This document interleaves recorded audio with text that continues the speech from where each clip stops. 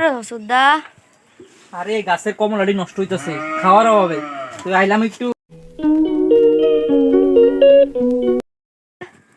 এই দেখো আমরার গাছে কমলা, দেখো না?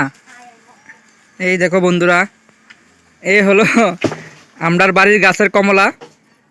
এখন এটি একটু শুকা শুকা আছে, এখন ফাইরা নিমু, ফাইরা নিয়ে এসে জুস বানিয়ে খামু, নাইলে খাওয়ার তো আর কোনো অপশান নাই। এই দেখো, এই দেখো পুরো গাছ ভর্তি ছোট্ট ছোট্ট আছে, এতটা বেশি বড় হয়েছে না। এই দেখো ঘরের পিছনের সাইডে পুরো জঙ্গল হয়ে গেছে, তো এই বড় বড় কমলাটি মানে পারার ভাবে খাওয়া হচ্ছে না, তো আজকে ফাইডা জুস বানাবো। জুস আছে ঘরে নতুন আনছিলাম, তো তোমরা দেখো ভিডিওটা, ভালো লাগবে। আর আমি কেমনে জুস বানিয়ে খামো তোমরা দেখো, আমি পুরোটা শেয়ার করুন।